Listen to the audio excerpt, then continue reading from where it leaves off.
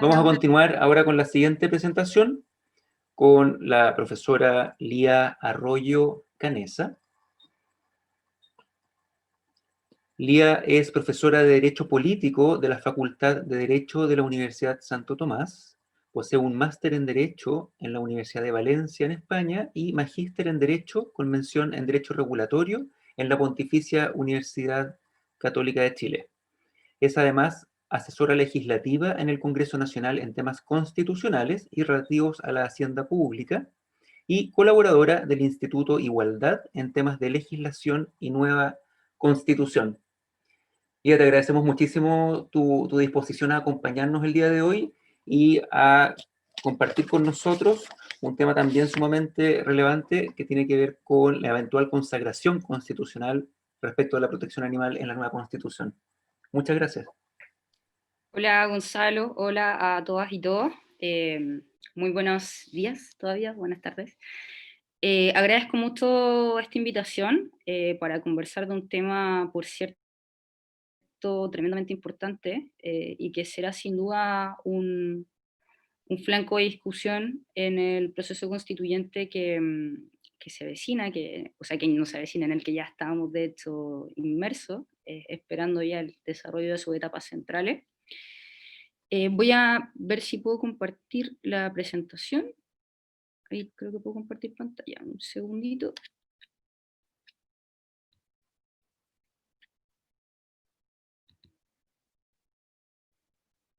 Y bueno, la idea, como bien señala Gonzalo, respecto de mis áreas de expertise, mi idea es poder analizar esto desde el punto de vista del desarrollo del proceso constituyente, la etapa en que estamos actualmente, y hacer un análisis jurídico, pero también de cierta forma quizás político, en relación con el tema de la protección de los animales no humanos en la eventual nueva constitución.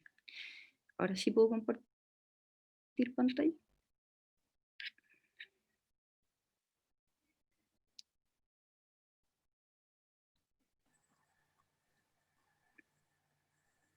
Ahí pueden ver, ¿alguien podría confirmarme si... Sí, ya ¿Sí? estamos viendo tu escritorio. Voy a abrir la presentación. Muy bien. Ahí se ve perfecto. Perfecto, muchas gracias. El tema al que me corresponde referirme hoy es a esta eventual consagración constitucional respecto de la protección animal, de animales no humanos, en la nueva constitución, ¿ya?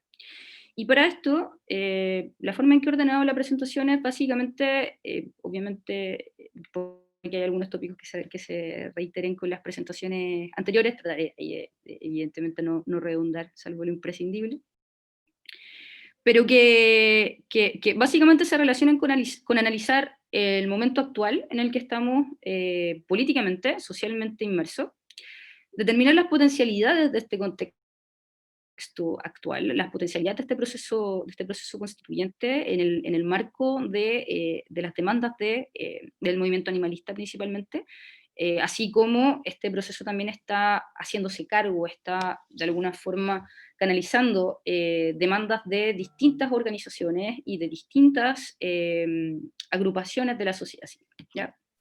Está acumulando estas demandas que esperan resolución en esta nueva constitución. Y ver de alguna forma la experiencia internacional y analizar qué es lo que podríamos esperar, tanto jurídicamente como políticamente, de este proceso, y para cerrar con algunas reflexiones finales respecto a las expectativas centradas en este proceso, y además cuáles son las formas de incidencia, que creo que independientemente de que puedan ser quizá un poco difusas, es importante aclararla en la medida que lo que se pretende básicamente es establecer algo en la Constitución, en la nueva Constitución, que en nuestra Constitución actual no existe, y que en nuestra cultura jurídica está en un desarrollo más bien embrionario, si quisiéramos decirlo de alguna forma. ¿Por qué? Lo primero que tendríamos que preguntarnos es por qué es importante consagrar la protección animal de los animales no humanos en una Constitución, en términos generales, ¿ya? Y para eso, para poder responder esta pregunta de forma integral, sin perjuicio relativamente detallada, tenemos que remitirnos al concepto de fundamentalidad de la norma constitucional, ¿ya? Y creo que en lo que respecta a este punto, el aspecto de fundamentalidad relevante va en dos sentidos. Primero, en un sentido político-social, ¿ya? La Carta Fundamental, la Constitución Política, es, por cierto, un acuerdo de la comunidad política de un Estado, ¿ya? Entonces, por una parte, el establecer una norma de protección, y me referiré así de forma relativamente amplia, como norma de protección, después iremos viendo ahí los detalles de las intensidades relativas a ello, pero en principio una norma de protección, establece o cristaliza un acuerdo social de protección de los animales no humanos. Entonces, la revisión de un texto constitucional que nos rija en adelante, que contenga una norma protectiva, nos permitiría afirmar que la sociedad, la comunidad política, ha arribado a un acuerdo en orden a establecer criterios de protección animal, ¿ya? Y además sienta las bases de un pacto político, ¿ya? O sea, un pacto político que evidentemente tiene incidencia en esta comunidad política y que además marca, de cierta forma, una regulación programática de hacia dónde vamos, hacia dónde avanzamos en función de estos temas. Entonces, lo primero, en cuanto a la relevancia de la fundamentalidad de la consagración de una norma de protección, es que nos diría, bueno, esta sociedad en la que estamos inmersos, esta comunidad política en la que coexistimos, está preocupada por este tema, establece la protección de los animales no humanos como un interés relevante, ¿ya? Social y políticamente relevante. Y paralelamente, la Constitución también tiene este carácter de fundamentalidad desde el punto de vista jurídico. Se trata de la norma que es la cúspide del ordenamiento jurídico positivo que rige en nuestro país, por lo tanto, el establecimiento de una norma de protección desde el punto de la fundamentalidad jurídica nos permite, primero, establecer deberes jurídicos concretos, o sea, deberes jurídicos constitucionales que por ende van a ser más o menos justiciables, ¿ya? Van a ser vinculantes en ese sentido. ¿Ya? No van a ser, bueno, y eso igual lo podemos analizar, nuestra Constitución tiene normas respecto de las cuales hay discusiones si es que se trata de normas propiamente tales que establecen deberes concretos o si se trata de lo que se denomina como mandatos programáticos o mandatos de optimización, o sea, normas, para decirlo de una forma quizás relativamente coloquial, que se cumplen en la medida de lo posible, ¿ya? En la medida de que haya recursos económicos, humanos y de todo tipo que permita el cumplimiento de estos fines. Eso es algo que, de hecho, no tenemos resuelto de manera concluyente, ni siquiera respecto de derechos respecto de personas humanas. Pensemos en lo que ocurre con los derechos sociales. Tenemos, sin perjuicio de que esa doctrina que señala que los derechos sociales, económicos y culturales son derechos como de una categoría inferior a los derechos civiles y políticos, ha sido relativamente abandonada, se le da internacionalmente una mirada distinta, estableciendo obligaciones concretas jurídicamente vinculantes respecto a los derechos sociales. Lo concreto es que en Chile eso todavía no está completamente zanjado y es efectivamente un flanco de discusión importante en el proceso constituyente en el que estamos inmersos. Lo concreto es que si lo estableciéramos como una norma constitucional, al menos tendríamos la posibilidad de establecer un mandato de actuación estatal. ¿Ya? Cuando ponía arriba más o menos justiciable es en relación a la intensidad de la obligación que genera. Si vamos a decir, es una obligación que cuenta con una protección a través de una acción jurisdiccional que me permita acudir a tribunal, o al menos va a establecer un mandato programático en orden a que yo pueda decir, bueno, vamos a avanzar en este sentido y el Estado va a tener que realizar todos los esfuerzos para avanzar en un sentido que establezca, por ejemplo, una norma de protección animal. Como les decía, el tema de la intensidad es algo que vamos a analizar un poquitito más adelante. Entonces, en el peor de los casos, la consagración nos permitiría decir, bueno, tenemos al menos una norma programática, tenemos al menos una norma que nos va a orientar en el sentido de hacia dónde tenemos que avanzar.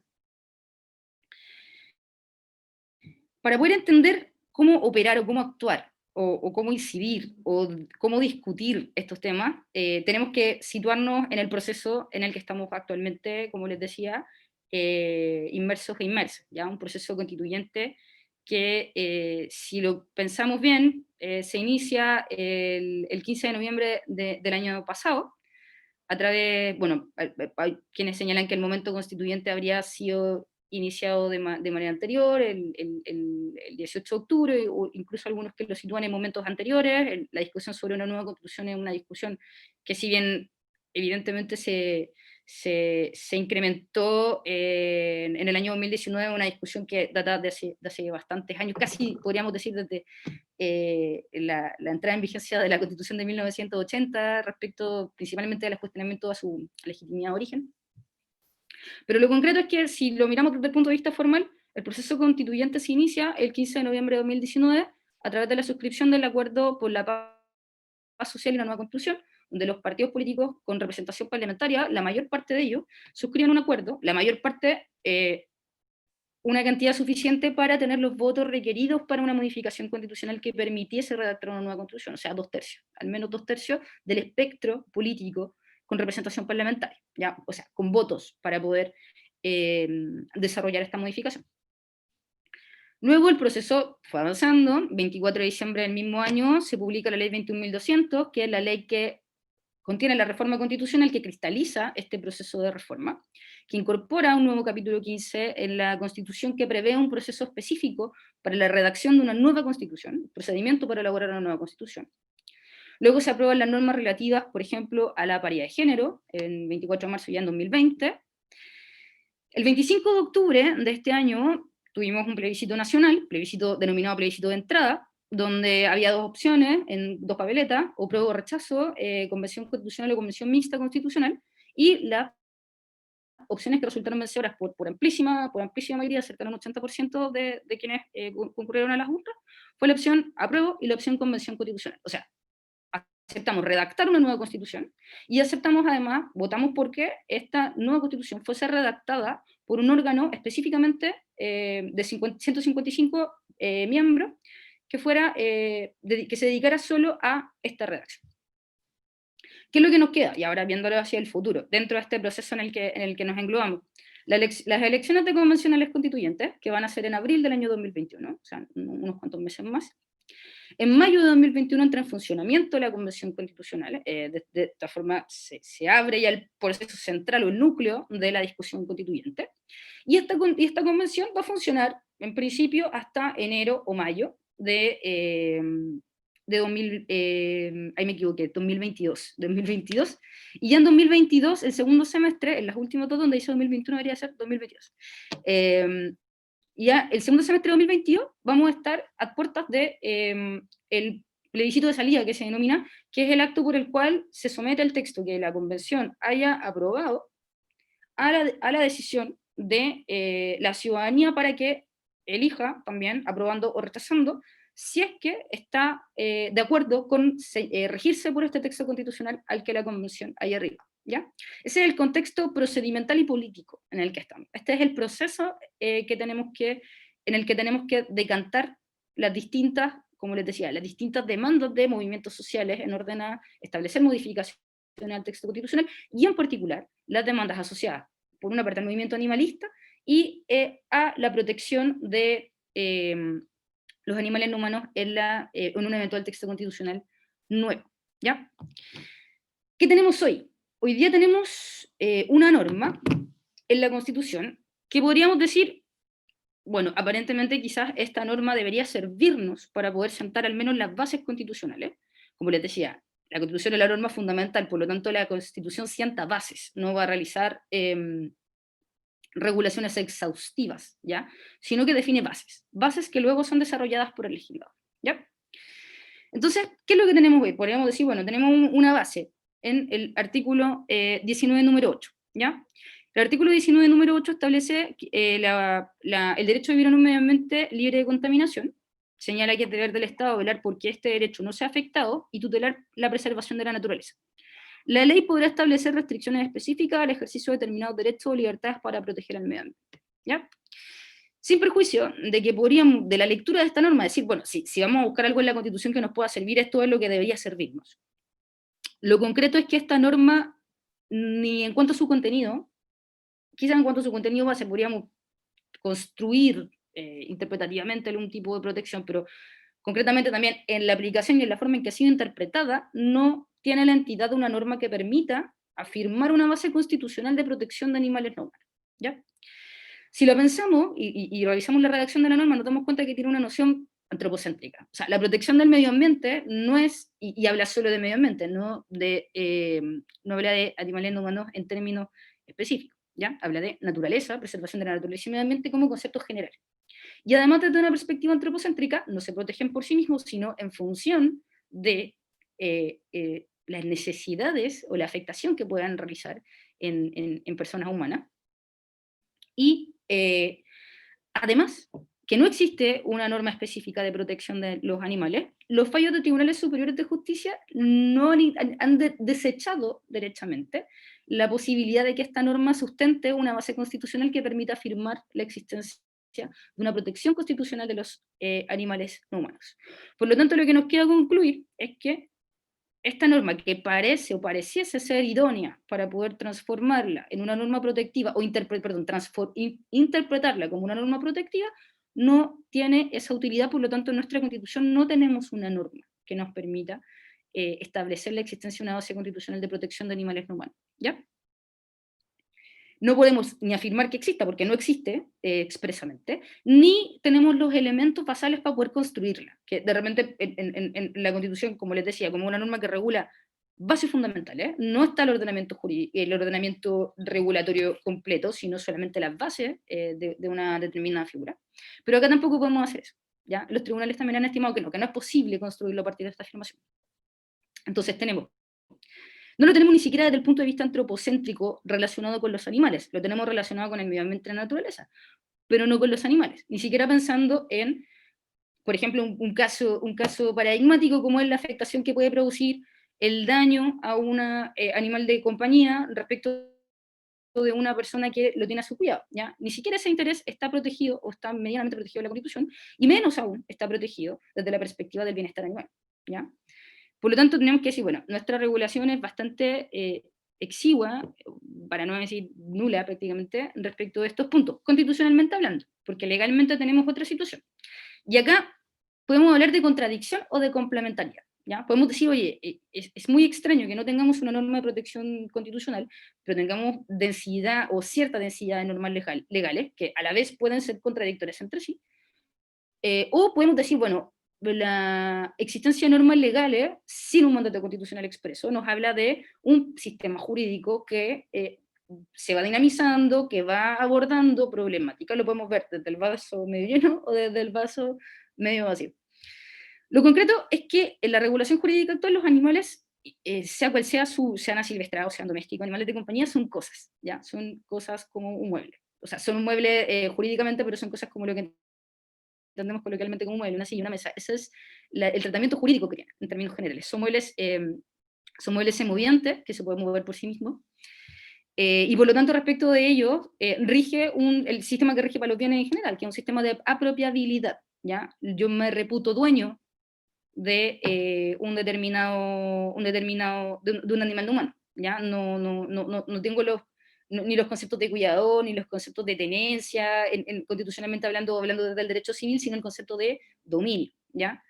Y por lo tanto, el estatuto que se le aplica es el estatuto de la propiedad, en ese sentido, sin particularidades desde el punto de vista civil. Son apropiables, son comerciables, son explotables como recursos naturales y son disponibles en el sentido incluso de la eventual destrucción del bien. ¿Ya? La destrucción del bien es una de las posibilidades de los atributos que el dominio sobre un bien permite, ¿ya? Así de crudo, así de primitivo, podríamos decir, ¿ya? Sin embargo, desde este escenario que es bastante poco promisorio, hemos tenido avances legislativos durante los últimos años, principalmente durante la última década, que nos permiten decir, bueno, acá hay una reacción del sistema jurídico que nos habla de una toma de conciencia, ¿ya? Una toma de conciencia por parte de la comunidad política en orden a entender que los animales no son cosas en el sentido de cómo lo es, no sé, un mueble que tengo en la casa, ¿ya? Hay una diferencia, ¿ya? Y si bien aún eso es embrionario, eso ha tenido un calado y tiene consecuencias que son relevantes, como por ejemplo la limitación de estos actos de disposición que impliquen la destrucción, como les decía, que si lo pensamos históricamente ha sido algo tremendamente brutal, y claro, quizás eso no impide la visión, o no ha generado ninguna modificación así como muy importante en función de la propiedad y de la calidad de recursos naturales que le damos a los animales en nuestro ordenamiento jurídico, pero sí, donde hemos tenido mayores avances, también evidentemente por una visión antropocéntrica de la situación, es respecto de los animales de compañía y las mascotas, ¿ya? Respecto de los animales asilvestrados y respecto de los animales que se analizan como recursos naturales, pensemos en la pesca, por ejemplo, pensemos en la ganadería. La verdad es que este proceso podemos decir que ha sido incluso más lento, hay una toma de conciencia mucho más lento, pero en cuanto a mascotas y animales de compañía, quizá el proceso de toma de conciencia ha sido un poco más relevante, ¿ya? Entonces sí decimos, la Constitución no establece una norma de protección, pero lentamente nuestra legislación ha avanzado a un estado intermedio, quizás mixto, de protección, donde no podemos hablar de que existan derechos de los animales, pero sí existen normas que protegen, eh, que reconocen que no son cosas igual que el resto de los bienes, ¿ya? Los avances legislativos, por cierto, son útiles. Como les decía, esto nos ha llevado desde la barbarie más absoluta a un estadio no tan bárbaro, quizás podríamos determinar, ahí va a depender de las expectativas de cada uno, y si es, como les decía, el vaso medio lleno, el vaso medio vacío.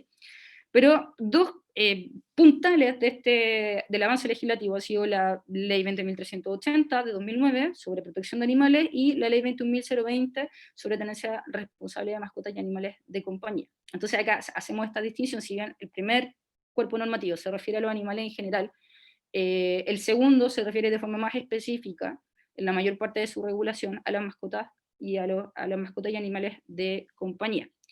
Sobre la base de estas dos normativas podemos decir que se establece a nivel legal la promoción y protección y respeto de los animales, la consideración de ellos como seres sensibles, ¿ya? Quizás no en el concepto amplio de la sintiencia, que es el concepto más apropiado, más idóneo para este efecto, pero sí la determinación de que existe una sensibilidad que no existe en otros bienes, ¿ya? Aun cuando se sigan reputando civilmente como bienes, ¿ya? La idea de un trato adecuado, de evitar sufrimiento innecesario, y eso nos lleva a preguntarnos, bueno, ¿hay sufrimiento necesario en ese caso? Pero eso es evidentemente, lamentablemente desde el punto de vista de la legislación no nos queda otra respuesta que decir, sí, efectivamente la ley considera que hay cierto sufrimiento que al parecer es innecesario, si no, no ocuparía el antónimo para proscribir solo una parte de esos actos que puedan generar sufrimiento. Tenemos normas también que han avanzado en la promoción y educación en tenencia responsable, estableciendo obligaciones no solo para los tenedores de animales no humanos, sino para el Estado propiamente tal, o organismos públicos como son las municipalidades, que tienen ingentes obligaciones en materia, por ejemplo, de procesos de esterilización y en otros procesos de fiscalización.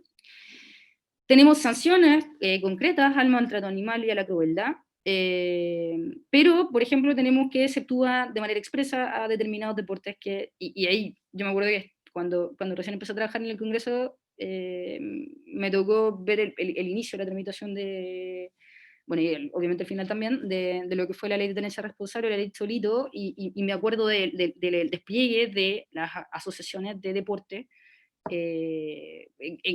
en el fondo para tratar de neutralizar el efecto de esta ley, y al final lo que lograron fue una norma de excepción genérica, porque claro, la 20.380 no me tocó verla acá, me tocó ver la de tenencia responsable en esa época cuando empecé a trabajar acá, y recuerdo que era un punto muy discutido, fue uno de los puntos que de hecho más dilató la aprobación del proyecto, y finalmente se llegó a este arreglo de generar normas de exclusión respecto de los deportes que utilizan animales no humanos para su desarrollo, sin perjuicio de que si se lograron avanzar en algunos puntos relativos a los maltratos, a que también más allá del deporte se evitaran otros malos tratos, pero evidentemente una solución ahí como cuajada media, sin duda. Entonces podemos decir, bueno, sí, tenemos avances legislativos que con todo no son suficientes, ya son evidentemente un avance civilizatorio en ese sentido, si consideramos que detrás de esto hay una determinada moralidad incorporada. Pero, ¿qué es lo que pasa? Que como se trata de una norma de protección de rango legal, y ahí vamos a ver también por qué es importante consagrar la Constitución, son normas que por regla general van a ceder ante otras normativas que estén, otros intereses que sí estén protegidos constitucionalmente. Como les decía, fundamentalidad de la norma, la Constitución es la cabeza del ordenamiento jurídico. Entonces, ¿qué es lo que ocurre? Ocurre, por ejemplo, que es lo que ocurría, me recuerdo el ejemplo del rodeo, y que fue lo que se discutió en su momento, o no recuerdo cómo se llamaba el otro deporte que practican en el sur, la domadura, no me recuerdo el nombre. Pero decían, bueno, esto es una actividad económica, ¿ya? Independientemente del deporte, la recreación, llegamos a la norma relativa a la protección del derecho de propiedad y la actividad económica en Chile son gozan de una supraprotección. Y por lo tanto llegan al argumento de, bueno, esto es una actividad económica, y si hay una ley que en el fondo entraba a mi actividad económica por una razón que no tiene resguardo constitucional, sino solo una disposición legal, esta disposición legal va a ser inconstitucional. Por lo tanto, yo puedo recurrir al Tribunal Constitucional señalando la afectación a mis derechos fundamentales que tiene esa norma y buscando la protección de este derecho fundamental relacionado con el desarrollo de la actividad económica que está afectado. Por lo tanto, si uno lo pone así como en la balanza, era una norma que estaba, si no hubiese existido esta norma de excepción, lo más probable es que tampoco hubiese prosperado una norma de protección, por ejemplo, que se sobrepusiera a determinados deportes que generan algún tipo o pueden generar tipos de maltrato animal, ¿ya? Han habido intentos también de regulación constitucional, ¿ya? Yo estuve revisando, encontré uno principalmente, que establece como regla general la protección de flora y fauna en la Constitución, ¿ya? Pero no, o sea, y protección de organismos vivos en términos generales, pero no ha habido proyectos de reforma constitucional, por lo menos yo no los pude ver, al menos en los resultados que tengo en los últimos años, un proyecto que establezca la consagración ni de derechos propiamente tales de los animales no humanos, ni de protecciones específicas, sino de protecciones genéricas dentro de la misma lógica de la protección del medio ambiente y de la naturaleza, sin perjuicio de lo cual sí encontré muchos proyectos de ley, muchísimos.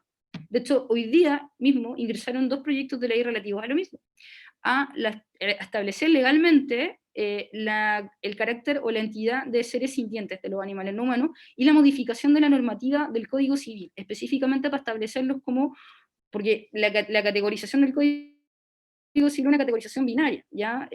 No existe algo intermedio entre la cosa y la persona, ¿ya?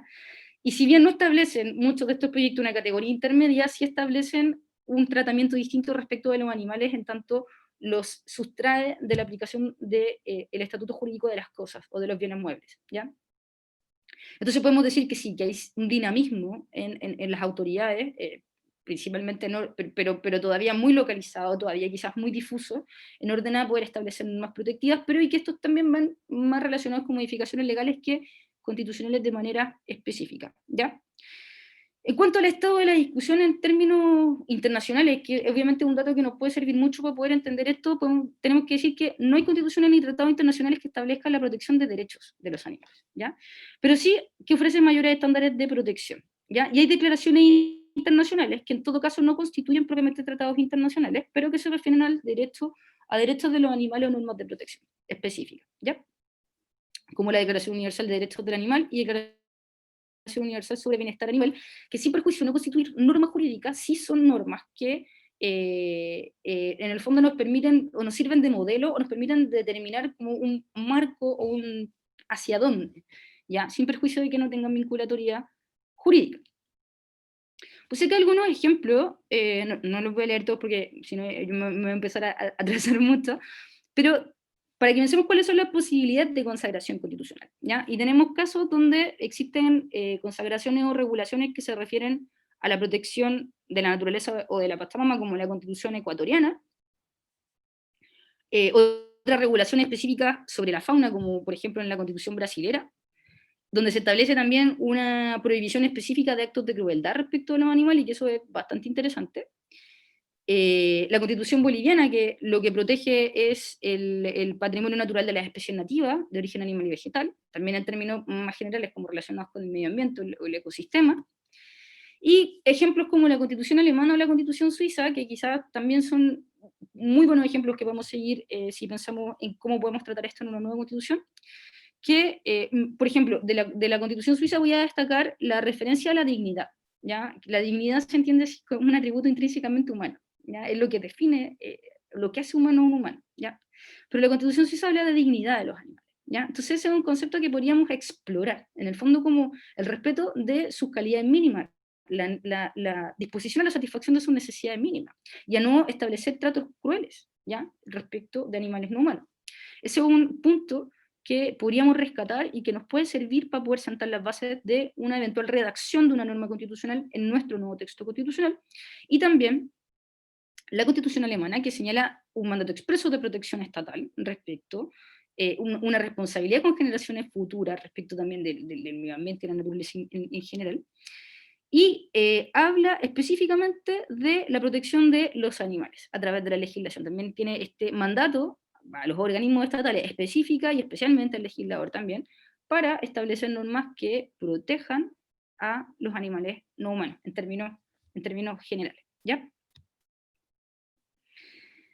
¿Y por qué es tan importante? Y vuelvo sobre un punto que señalé un poquito más atrás. El estándar es el estándar de los muebles, se habla de sufrimientos innecesarios, de manera que podemos decir, bueno, ¿cuál es el sufrimiento necesario? Tenemos una normativa que es que no cumple, por así decirlo, como estándares mínimos quizás civilizatorios en estas materias, eh, y por lo tanto una consagración en la Carta Fundamental eleva el estatus de protección de los animales no humanos, sin duda. Si fuese una norma o principio constitucional, esto de lo que yo les hablaba antes, está cuando confrontamos, en el fondo, dos situaciones, ¿ya? Por ejemplo, pensemos en la situación de lo que ocurría con el rodeo que les decía hace un rato, donde confrontamos la protección de los animales no humanos con una actividad económica. En el contexto actualmente va a perder siempre la protección animal no humana porque no tiene resguardo constitucional, y el desarrollo de la actividad económica sí, ¿ya?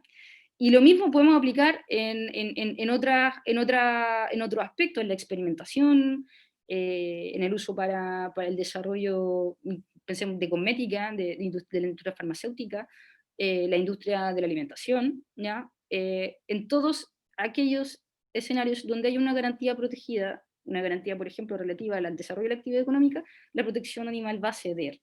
Independientemente de que tengamos normas legales que nos puedan servir para morigerar esto, digamos, bueno, o animales que están, animales no humanos que están adscritos, en el fondo, a la faena de la industria alimentaria, en el fondo se van a determinar determinadas medidas para que el trato no sea cruel, pero tenemos que pensar también en la realidad de nuestro país, las posibilidades de fiscalización de eso son bastante exiguas, por lo tanto, queda quizás en mandatos que quedan en el aire y poco de realidad tienen, ¿ya? Si tuviéramos una protección establecida constitucionalmente, esto nos permitiría confrontar las dos realidades en el mismo plano, ¿ya? Y de hecho, probablemente en muchos casos se podría superponer una a la otra. Estoy pensando, por ejemplo, en las situaciones recreativas, en las situaciones de deportes, donde se genera un sufrimiento respecto a animales no humanos. En esos casos, efectivamente, esta recreación no estaría protegida, y la garantía del desarrollo de la actividad económica se confrontaría con otra garantía de iguales características, o la protección de otro interés de iguales características. Por lo tanto, permitiría avanzar en ese sentido. Quizás no de un día para otro, pero al menos gradualmente, ¿ya? La ley tendría que irse adaptando también a este mandato constitucional de protección, y tendría también que ir modificando, prescribiendo o moldeando actividades que hoy impliquen de alguna forma desprotección de animales no humanos, y debería ir resolviendo esos aspectos.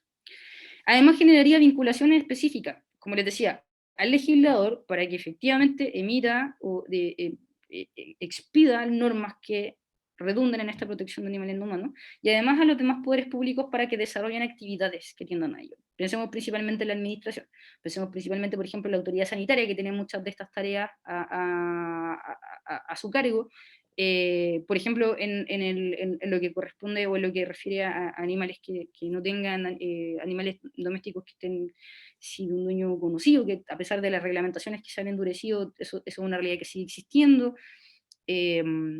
En esos casos, efectivamente, tendríamos un Estado más activo, una administración más activa, con un mandato específico que le permitiría hacer más cosas y destinar más recursos a estos efectos.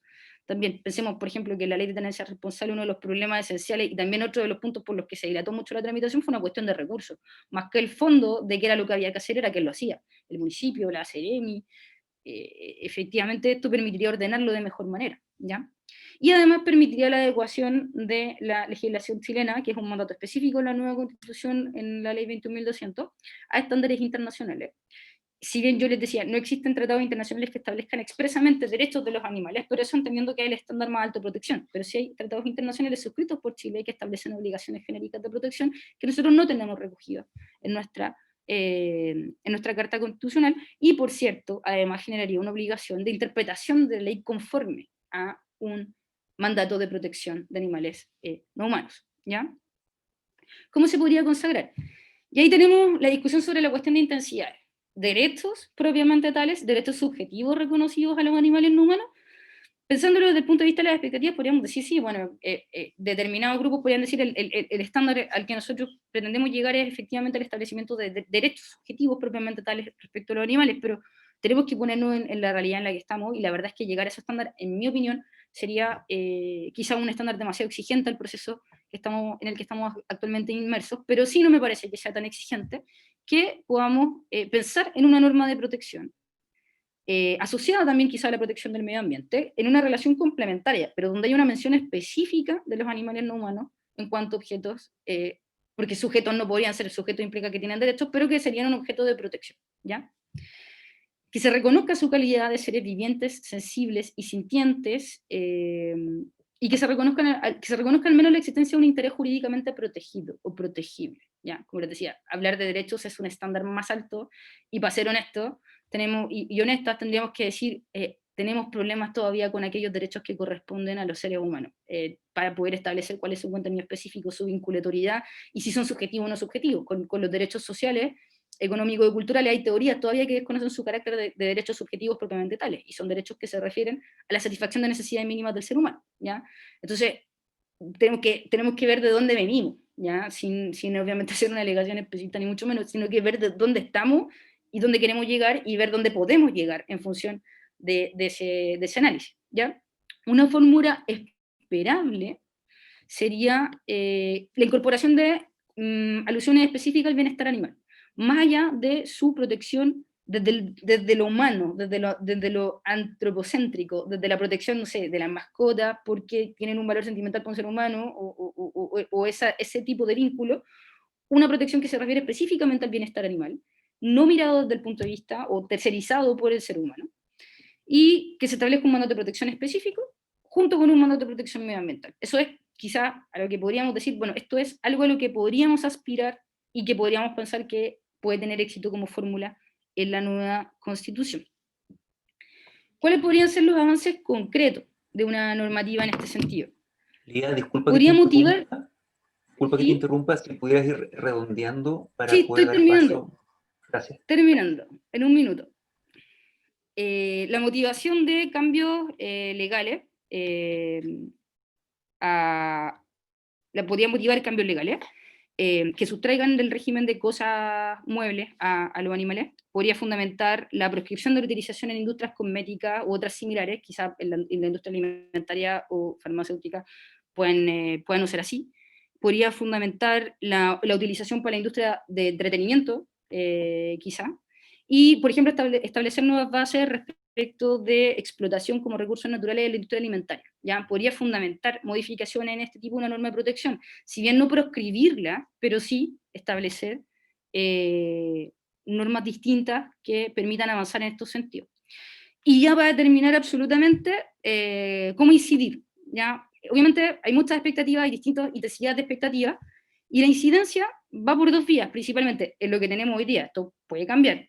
Representantes que adscriban programáticamente a una adscripción programática al respeto, a la consagración de la protección de animales en la nueva Constitución, y además la incidencia a través de las instancias de mecanismo de participación ciudadana que debe contemplar el órgano constituyente, y utilizar esos mecanismos al modo en que también se utilizan en el Congreso Nacional, a través de la asistencia a comisiones, de la relación con parlamentarios y parlamentarias. Todo eso, en el fondo, puede permitir motivar un cambio sustantivo en la norma constitucional que probablemente nos va a regir desde 2022. Eso, ahí me quedo. Muchas gracias. Muchas gracias, Lía, de verdad interesantísimo. Y nuevamente, al igual que le comentaba a Juan Pablo Mañalich temprano en la mañana, son temas que de repente resultan tan ajenos a la comunidad y que en el fondo que nos competen sin duda alguna, nosotros formamos parte de todo este proceso y que es importante que nos habituemos y que socialicemos más bien con todos estos conceptos. Yo soy más de la idea, tal como tú lo decías, de quedarme con el vaso medio lleno, ¿no es cierto? Pensar que la Constitución con las leyes claramente se complementan y van en una dirección, todos esperamos, apropiada y en pro del bienestar animal. Y un concepto también que me gustó mucho, que es cuando hablas de la dignidad de los animales, en el entendido que tiene que ver con el reconocimiento y hacer los esfuerzos por satisfacer todas las necesidades de las distintas especies también, siendo cuidadosos con no caer en el especismo, ¿no es cierto? Así que sumamente interesante, te agradezco mucho tu tiempo y sé que estás súper ocupada y más encima transmitiendo en directo desde el Congreso, así que te lo agradezco muchísimo. En función del tiempo, cuando, pues, si es que alguien quisiese ahora o posteriormente plantear alguna pregunta a la profesora Arroyo, la verdad es que lo puede hacer y vamos a estar, como les digo, en la jornada de la tarde también, disponibles como para poder responderlas. Así que agradezco mucho, Lía, tu participación y vamos a dar paso a la siguiente presentación,